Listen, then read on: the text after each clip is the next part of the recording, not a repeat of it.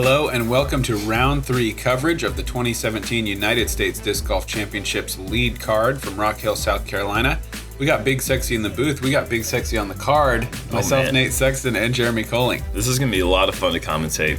This is moving day here at Winthrop Gold Course, and we have 3 sidearm predominant players and a lefty. We're going to see a ton of left to right moving shots today, which really suits this course layout really well. Yeah, I'm sitting in first right now, 16 under, right on my heels. Big Jerm at 15. Yeah, it's a pretty great start for the two of us, and really excited to get out here and tack on moving day. And Devan and Gregg came in with really hot second rounds to move up to lead card.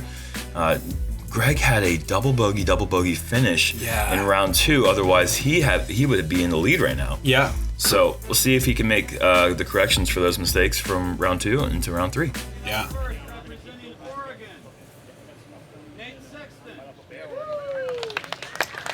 Here we have hole 1, nice gallery, nice weather. I'm going with a Sexton Firebird on a slight flex line, trying to go over that fake rock and move towards the stump.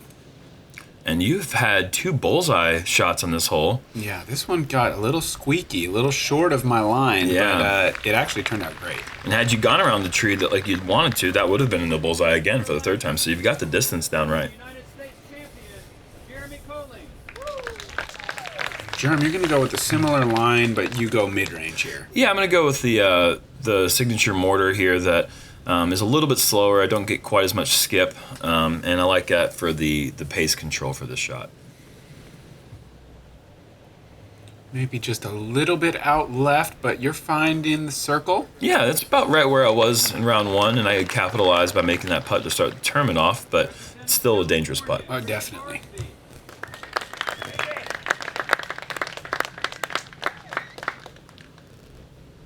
And the always entertaining Gregg Barsby stepping up here. I think he has some sort of driver. I'm not sure if that's a destroyer or... He likes bosses a lot, but I'm not gonna. I don't know what he's throwing here. I'm not gonna make speculations here, but yeah, it's something that he can get out there, throw it pretty soft on a nice little Anheuser, and gets a nice skip. He's gonna be about 25 feet away. Yeah, that's a great shot. It's still kind of a dangerous putt, but Barsby's not one to shy away from dangerous putts. No, and I mean there really isn't a safe putt on this hole. Right. It doesn't really matter where you are. You're in some danger if you miss the putt. Yeah, where you are below the hill, if you hit the band or something like that, you're going to roll back down the hill. Yep. And Devan, the lefty of the group, throws a little bit higher line and is going to get that nice skip in there just outside the bullseye with a little bit of a roll, but he's going to be in fine position there. I think he was fortunate to get through with that much height on the shot. It was testing the ceiling. Yeah. And just off to the left side there. And you could see you were nervous about a rollaway for sure. Oh, absolutely. It's definitely in my mind.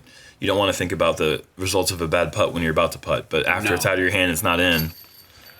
Dead center from Gregg. And you see he's pumped up with that one. As anyone would be. Definitely. I've got a straightaway uphill putt here. Thinking about just trying to commit. And that's a very committed putt there. Dead center. Great start there. I'm really surprised at at how easy this hole has been playing, considering how much different this hole is from last year. Yeah. And Devan, just a little bit low. Fortunate to not roll. But not his best effort. No, not his best effort. And that seems to be the miss that we see. And that was scary. Yeah, that went in with a lot of pace. When you're putting from that close, the chains really are not happy to accept a putter coming upward into the chains. You have to be soft and almost nose down to make those putts going uphill.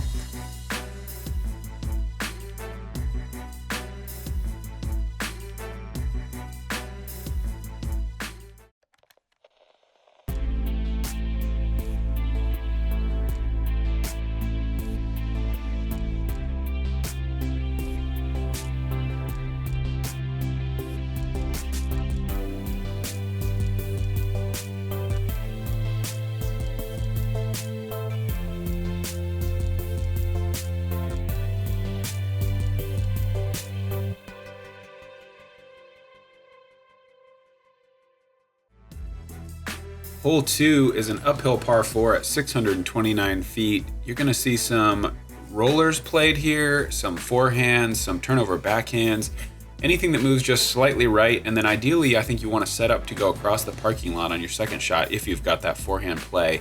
It's the cleanest way to get into the basket. Yeah, also with going over the parking lot, you can somewhat avoid these pillars of truth over here on the right side of the basket. And I'm surprised that this hole was the third easiest hole in 2016, but it is the eighth easiest hole in 2017. And I don't really know what has changed other than maybe the hazard area has increased in size on the right side of the fairway. Don't discount the pillars of truth. The pillars of truth also have added the mozzarella sticks. They add a quarter stroke. Yeah. I mean, people are easy. What would have been a fairly easy putt gets tough. Yeah. That's actually probably more of the reasoning behind the difference in score than the hazard area. But the hazard area certainly comes in play, especially for this roller. You do not want to roll into the hazard. Oh, and a little heavy on cut there. Hits the tree, but also hits the rock. There is OB over there, so it's good that it just sat down. Not a great shot, but you'll have opportunity to recover. A great way to avoid the hazard on the right is to hit a tree on the left. Yeah. No way you're getting to the hazard. This is kind of going to be close, though. Yeah, this needs to sit down. Yeah, he's good there. That's not bad at all. Gregg and I both throw a little high with our forehands, but we're right up the middle, so no problem, really. Caught a little bit of tree, but you were only laying up anyway, so it didn't really do anything to the shot. Yeah, it slowed it down by probably 15, 20 feet, but still in good position to get up and down. And Gregg going big forehand, but he's flipped it over, caught trees, and that is out of bounds. And you can see that Gregg brought a really aggressive gameplay or strategy into this his game plan today. He was out of position there and was going for a really big shot. And I was a little bit worried that you may make the same mistake just after seeing Gregg do that. You made a little bit of an adjustment. Yeah. And you're still a little bit short, but that's fine. To be putting for birdie on this hole, that's A-okay. Yeah, I threw it a little bit too high, and I actually did catch one leaf. But had I thrown it a little lower, Devan, straight in the out of bounds off that tree. Yeah, he was in a spot where really have to decide, do I want to go super wide or flip it up down the middle? And he was in between. Yeah. This is a little bit high. Going to find the fence, and you'll have the pillars to deal with. Yeah, the pillars of mozzarella sticks. And this shot is fairly simple, but I mean, if you just drop it or something bad happens, Yeah. you're looking at big numbers. So nice shot there from Gregg to get up there on the green. Devan just a soft hyzer with the putter, clears the OB easily. And he'll have an easy par from there. That's actually a bogey. Yeah, Bogey because he kicked OB. My bad. And this will be 2 for 2 if you can make this putt here. And just a little bit awkward. That pole was definitely in the way there. Yeah, needed to just put a little anhyzer on it. And speaking of the pole being in the way, that was dead center on the pole there. It was hard to get around that one. Could have made a better putt though. Yeah, it's a tough shot through there. And Gregg, solid hyzer putt. In for bogey there after the out of bounds. Oh, man. These things are 3 feet away from the basket. It's so hard to get creative. Yeah. There's no room to shape it. Yeah, there's really not much room to be able to float it around. And I was just checking the distance. Oh, there it is. Yeah. Yep. Three. So he knows. That's accurate measurement. I wanted to know exactly.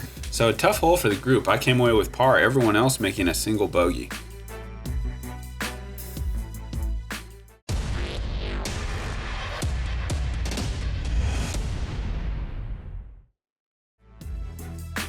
Hole 3, downhill 389, hazard on the left and right sides once you're late. The hazard is not on the right early, it's just really bad woods.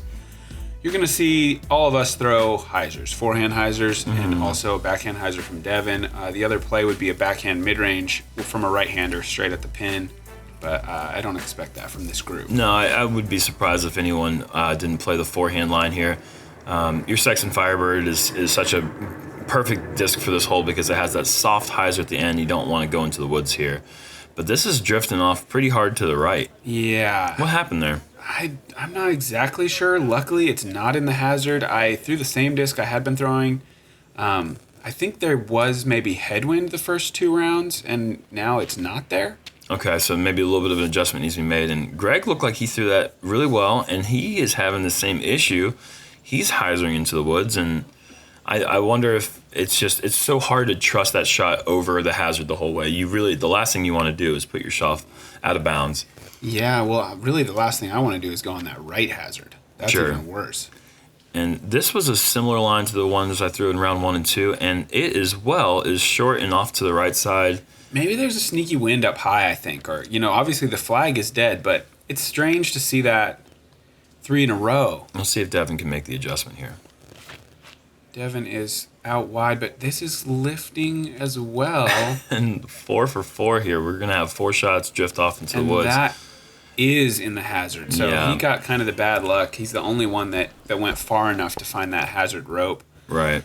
I think it's strange. I'm just laying up here, but I think it's strange because when I make that mistake, I often find if a player in front of me makes a mistake like that, it like reinforces my commitment to going wide. Mm-hmm.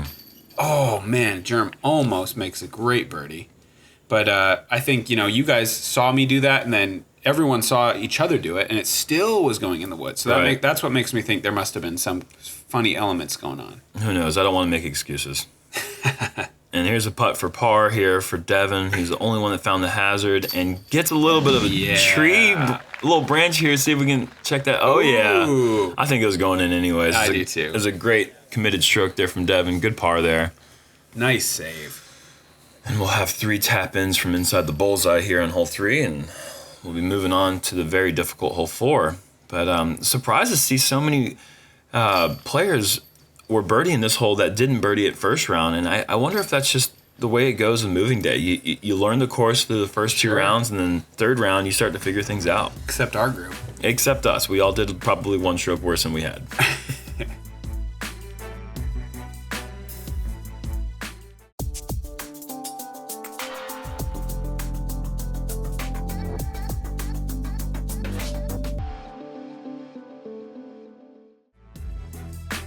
Hole 4 is a 448-foot par 4 that plays basically a U-turn shape around a mandatory tree. You've got to keep your drive very low and very straight, maybe even finishing slightly to the right. And if you are not past this mandatory tree off the tee, you can kiss birdie goodbye. You have really no play to get into this guarded green. Yeah, we keep emphasizing how important the ideal landing zone is on this hole. And really, the best way to achieve that landing zone is the forehand or backhand roller. You do see a few backhand turnover air shots with fairway drivers that end up in the right spot, but this is really the best play. And this, you're throwing your champion orc here, I believe. Mm-hmm. Something that just goes straight, and you are almost too short. Almost. It's close. That's going to be a tricky shot. From the tee, I thought that you may have been a bit shorter than you'd like to be, and I am. Just a little bit. Yeah. And this one, did it touch that tree just barely? I don't think so. That was a crush. But he put a huge move on that, and that's unfortunately too big of a move. He's going to have a lot of tiny trees to deal with from there. Yeah, that's a little too far. I'm trying to split the difference between Gregg and my shot, and this is looking like it's doing just that. That is pretty much the spot. Yeah, that's exactly where I'd like to be, and we're only about 15 feet apart, and there's a world of difference in those 15 feet in terms of angle. Devan going wide, skipper. Gets 1 skip, 2 skip, 3 skip. That's nice. He'll have a play from there, I think. Maybe just a touch shorter than he'd like. Yeah, he'll have a look at it, but again, and he's going to be going with a forehand roller, actually. It's a little more obstructed than I thought then, but this is pretty well thrown. It's just curling. Drifted a little bit wider than he'd like. He's coming back. Oh, wow. That was great. Yeah, that's a phenomenal shot. He's going to have a look from about 40 feet or so downhill. Super aggressive. And here's Gregg through the little Look at that tiny gap he found there, and he's got to get moving. He's going to be short of that corner. That's going to leave a very difficult straddle out of the putt. Yeah. Fortunately, Gregg likes to straddle anyways, so he might be able to find a look. I'm trying to catch a skip here, and I got a pretty good one. And now I'm getting a great roll right to the basket. Just sit down. But then just sit down. Past the basket, and then it's just out sit down. Right past the 10-meter circle. Sit down. And over there in the Sit down, man. In the deep, dark woods. And that's the difference. You had to go with something that's going to skip a little bit more angle. And this shot you can see is just a little bit less angle. It could have rolled, just like yours. Unlikely. But that little bit of angle difference, really, you can see it right there with those approaches. Mm-hmm. And Devan's trying to be soft with his run there, being cautious of the downhill slope behind the basket. A good little run, but very difficult. And wow. Yeah, Gregg on the downhill putt. I love that you can see. That's one of my favorite spin backs ever. That's a great view. From down low, you see the angles. It was such an incredible putt. And that was one. That's a grunted putt there from. Yeah. You don't really see you grunt much when you putt, but you had to really get that nose up and push through that. The low ceiling, I needed a lot of spin. I was really, really happy to get that high enough from that lie. I was a foot or two outside the circle. It's a good way to get things going again after back-to-back pars on 2 and 3. Mm-hmm. And Devan cleans up his par putt. And moving along here inside the bullseye. Easy birdie.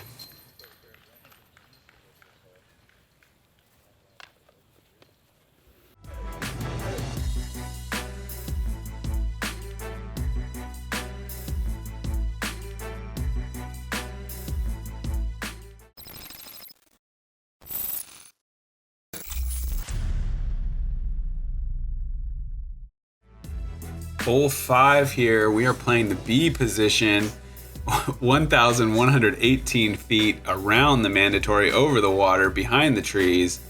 Super tough. Yeah, I mean, this is, as far as signature holes go, this is just one of those holes that every time you step on it, you just feel like you're playing disc golf. I mean, this is just like the epitome of the sport, I feel like. This hole has been famous for 20 years, and it's always a pleasure to be going down this fairway here. Yeah, hopefully famous for 20 more. Yeah, exactly. I'm going with a Flex Destroyer, and I'm pretty happy with that. Yep, right in the middle. Gets you in position to go big on your second shot with plenty of room. If you want to go right-hand, backhand, or forehand here, you'll have plenty of options. Gregg is a little low and a little too turned over. Not exactly what he's looking for, but certainly not a bad shot. I mean, he just caught the foliage on the outside, but a couple inches to the right is where that could have hit some branches and been devastating. Yeah, you're right about that. And Germ, you have been lacing this shot. You're throwing that Thunderbird and just really committing. Really well thrown. Yeah, that's right where your destroyer is, and that's in the perfect spot for a pretty safe second. And this is a drive where we all kind of wish we were lefties. Yeah, that wouldn't be a bad thing at all. If you could throw a lefty backhand hyzer 450, it really cuts off this hole so much. But Devan didn't really go for the big hyzer, just went for the straight play into the middle of the fairway, but a quality shot nonetheless. Gregg going with a flip up to straight forehand, pretty safe play. Yeah, nothing wrong with that. Plenty of distance there, and isn't too close to the road, which would really limit his distance or maximize the distance on his approach. I'm trying the same thing. Not quite as big as Gregg's, I don't think, but my drive was a little farther, so I think we're in pretty similar spots. Yeah. And this is also finding that same area. And put it just in front of you guys so I can watch what you do and try to learn from Smart, that. very smart.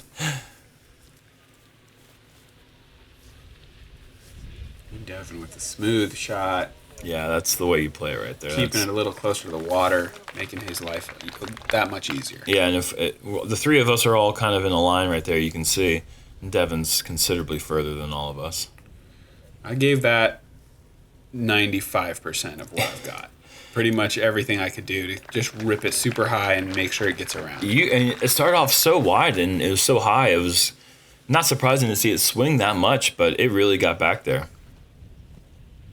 And Gregg has a cannon, showing it off right here. He has gone around, and look at this bullseye hit. I'm thinking he's going to make that one. Yeah, incredible. Blind shot over that water. I mean, that's a 375-foot shot. I'd say something like that. Germ up and around as well, following the line, and he also has found the circle. Didn't quite get the skip, but I mean, out of the hand around the corner, blind. Yeah, it wouldn't change a thing. Wouldn't change anything there. Devan, big hyzer. Wow. Yeah. So we're going to have 4 putts inside the circle for a potential star frame here. And a perfect little straddle putt there, dead center. Very composed putt there. Nicely done, Nate. Thanks. I was talking to the video, Nate, not you. Oh, okay. Well, I speak for him, so. And Germ up and in for the birdie. I think these guys don't have much left. This star frame's looking pretty good at this point. Devan's just got right outside the bullseye tap in. Come on, Devan, you can do it.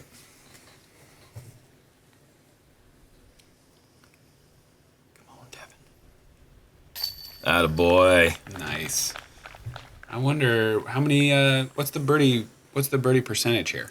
It's about a quarter of the field. 26 players birdied the hole yesterday.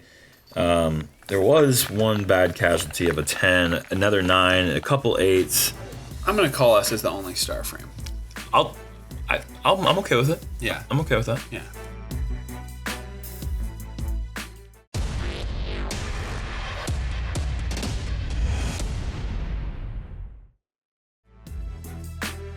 Hole 6 is a 371-foot par 3. We call it the beach because the green is bright white sand, and you have to throw a shot that just goes very, very straight and then finishes hard left, but not too early, to allow you to find that green.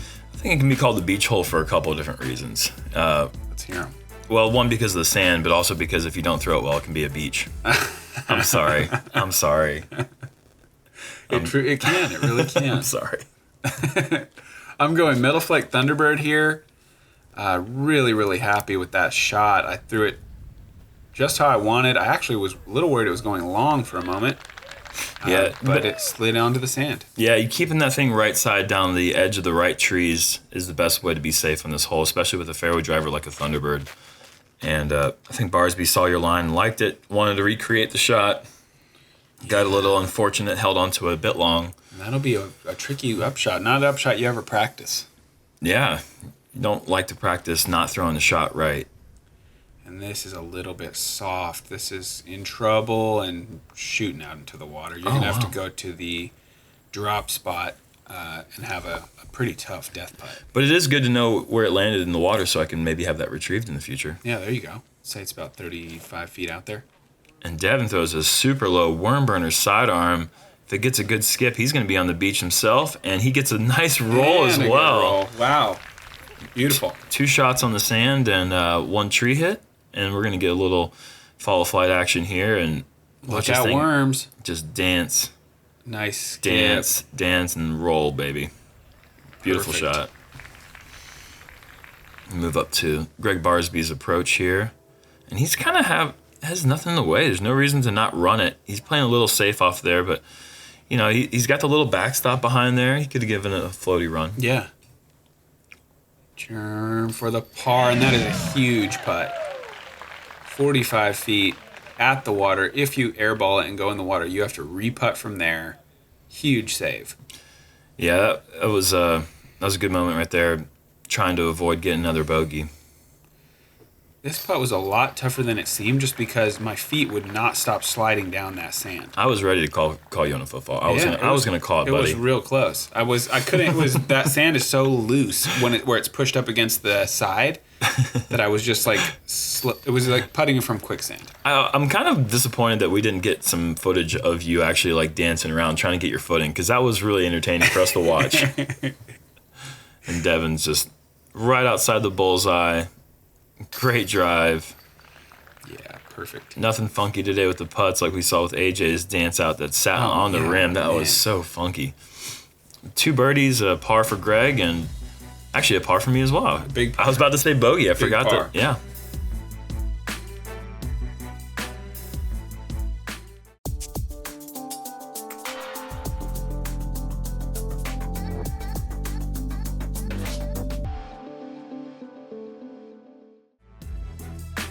Hole 7 is a 284-foot par 3. Triple Mando through the gate is the only way to get to the green. If you miss the Mando, you have your option of 2 drop spots. But if you want to birdie this thing, you pretty much gotta shoot the gap. Yeah, I mean, no one really wants to lay this one up. It's right there in front of you, only 284 feet. There's really no play to. No one's going to be throwing 250 intentionally. You're trying to put this in the bullseye. Yeah. I'm going back to my trusty Firebird, trying to throw it hard and low and let it hyzer through. And hard and low and hyzer through, you have done. And I thought that was going to be bullseye when you released it. It was such a perfect shot. There was no doubt at all at any point that wasn't going to be right where you were trying to throw it. Yeah, I was really happy with that one. And Devan with the forehand here. I was kind of surprised that I think maybe it had something to do with the fact that he just threw forehand on the beach hole and just didn't quite get enough pace on it. He's going to actually have an awkward angle from there because the gate there it's just kind of a wider approach than he'd like from that distance. Yeah. And Gregg has turned this over. He's a hyzer quick, and he gets a good break. He's going to have a look at it from about 38 feet, 40 feet or so. That's a great bounce. And what do you have here, the MD2? Yeah, the S-Line MD2. I got this from Seppo Paju in Finland this year. It's been my very reliable straight mid-range. And just barely off. Yeah, 2 rounds in a row, I'm going to be on the right side fence there. Safe. Mm-hmm. But again, you see how awkward Devan is throwing here. I mean, there's really nothing else he can do than put it out to 28 feet. Yeah. Using that wingspan. And a nice little floaty bid. Yeah, it was actually there to run, and I wasn't laying that up. I was trying to make that one, but nonetheless, I'm pleased with that. And Gregg with a huge putt again. Second one already. The dagger putt. Gotta love the emotion he plays with. You know, it's controlled emotion, but it's still, you can see that he wears his heart on his sleeve. Oh, Devan. And his par putt has sailed off to the right side and fallen out. And Nate, you birdied 4, 5, 6, and 7 now. I like consecutive. It. I like it. Off to a good start here. I'm the only guy who's trying not to move on moving day. Yeah, exactly. You're the only one you have nowhere to go but down. Yeah. So 5 down through 7 for Nate. A little bit slower for the rest of the group, but Gregg's putting together a pretty solid round at 3 under through 7.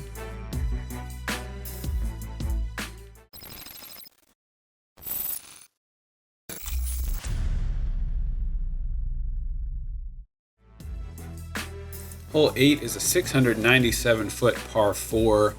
We've got OB fence on the left side, a little OB roped area on the left, right in the distance where drives land. You've got the mandatory keeping you left of the foul pole, and a very well protected green here that you really need to take an aggressive skip to the right to reach the circle.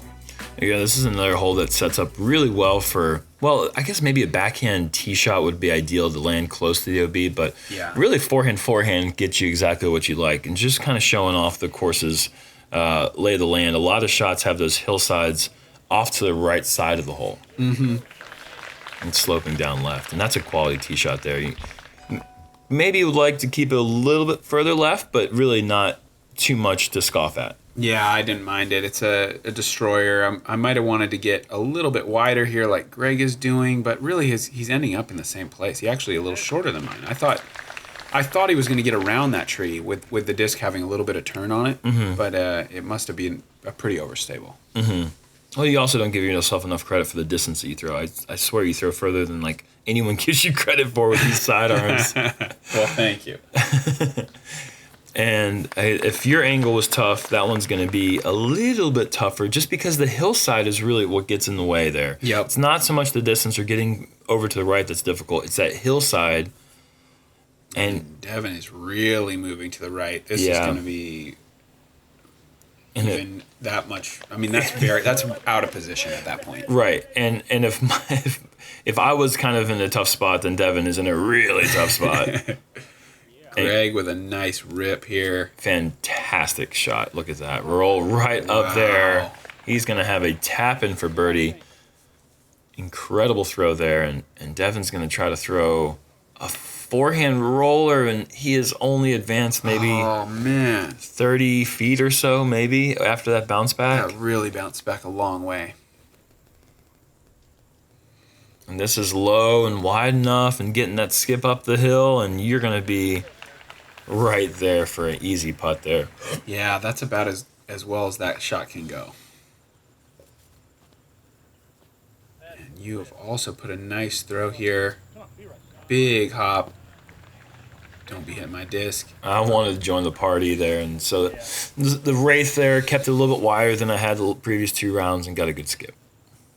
And Devan, you can see that hillside. It's so hard because you have to hug it tight, but you also have the hillside to get over. So it just plays a lot of tricks on how you have to throw it. And the low ceiling, too, really plays a big factor in how that shot is thrown. Yeah, that's tough for Devan. He's going to have to lay up for bogey. Go back-to-back bogeys on 7 and 8. That is not what he's looking for.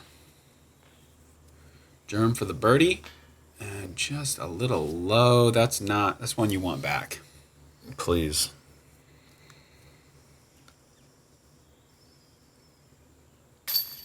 And there's a birdie there.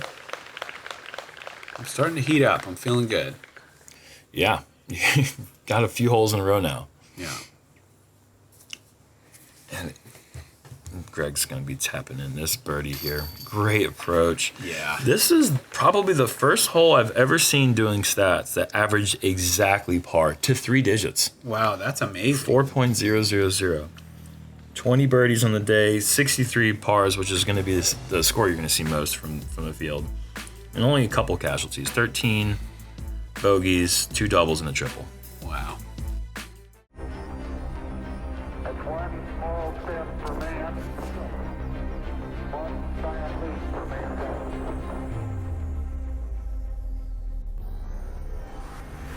We choose to go to the moon. We choose to go to the moon, not because they are easy, but because they are hard. Because that goal will serve to organize and measure the best. Hole 9 is a 499-foot par 4 eagle opportunity if you have a big arm with a right-hand backhand. But most players are going to chop the hole in half, play safe into the first landing zone, and then attack the green from there. Yeah, I would say that we don't. Barsby would be the only player I could see going for this because he's a little bit more aggressive than anyone else on the card. But I would imagine most of us here are going to be playing to the hillside off to the right and just trying to cut this hole in half with our tee shot. I definitely am going to do that. Just keep it high over the rope. Stick it there. That's exactly where I want to be to go at the green. And I saw you go for this in practice rounds a couple times. I wanted to believe that I could be that guy, but I was just the percentages weren't adding up. I tried a bunch of times. I was probably, at best, 33% getting it inbounds. Yeah, I'd say at best. Yeah. So I didn't see you get one, maybe one inbounds. I got the best one I threw was about 10 meters. Yeah, from okay. the basket. All right. But it's important to know oneself. Mm-hmm. And this is the shot for most people here. And especially if you have the good forehand to play safe into that hillside, this hole should be no problem. And you really just don't want to even factor in taking a 4 or 5 on this hole, or worse. Yeah. And Devan dodges the stakes just perfectly, and he is right there with the rest of us. Devan up first, going putter again. It really does cut the hole basically in half. You throw the same shot 2 times, and you ought to have a birdie putt. Yeah, and there are players who are going out there and playing aggressive on this, as you would expect. It's only 499. Pretty favorable ceiling if you want to attack that shot. Yeah, the inbounds area is probably 450 from the tee. Simon Lizotte, Alex Geisinger, a couple guys who went eagle first 2 rounds. I do not believe they get eagled at the 3rd round. Wow. But Anthony Barella is another person who has eagled it twice. So it's right there if you are an aggressive player, and that is your power shot. Wow. Gregg a little bit wide here. He's taking a little extra distance, but it's safe.